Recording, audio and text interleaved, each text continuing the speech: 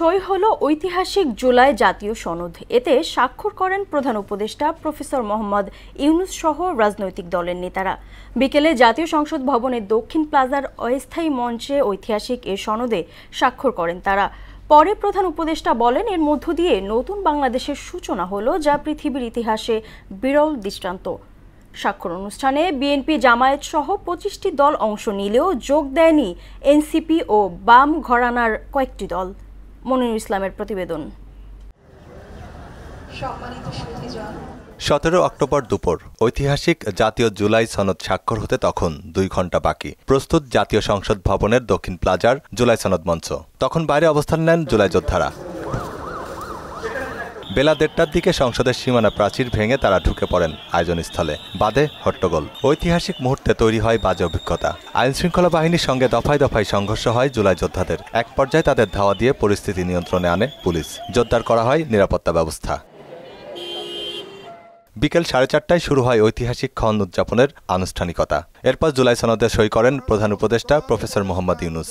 পর্যায়ক্রমে তাতে স্বাক্ষর করেন বিএনপি মহাসচিব মির্জা ফখরুল ইসলাম আলমগীর, জামায়াতের সেক্রেটারি জেনারেল মিয়া গোলাম পরোয়ার সহ 25টি রাজনৈতিক দলের নেতারা।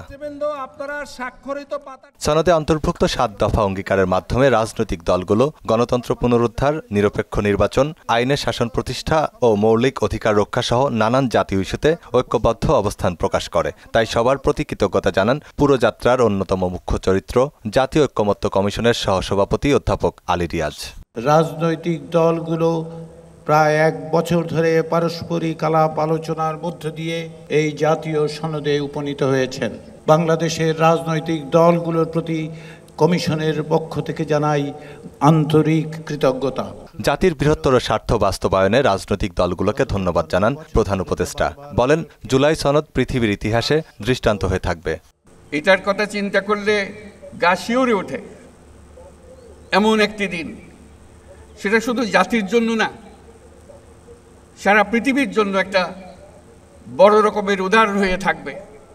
বহু জায়গায় যেটা পাঠ্যপুস্তকে থাকবে, সেটা ক্লাসরুমে আলোচনা হবে, রাজনৈতিকবিদদের মধ্যে নিয়ে এটা নিয়ে আলোচনা হবে বিভিন্ন দেশে। কোনটা ঠিক, কোনটা বেঠিক, তারা কি বললো, আমরা কি চাই।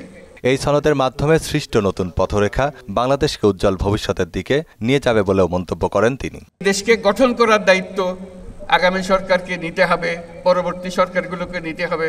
সেটার জন্যই প্রস্তুতি হচ্ছে এই আমাদের সনদ। এই সনদের মাধ্যমে আমরা আরেকটা বড় কাজ করলাম। আমরা বর্বরতা থেকে সভ্যতায় আসলাম।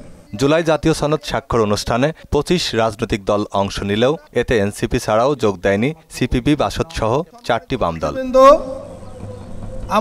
মনিরুল ইসলাম, মোহনা সংবাদ, ঢাকা। এই জাতির এক মূল্যবান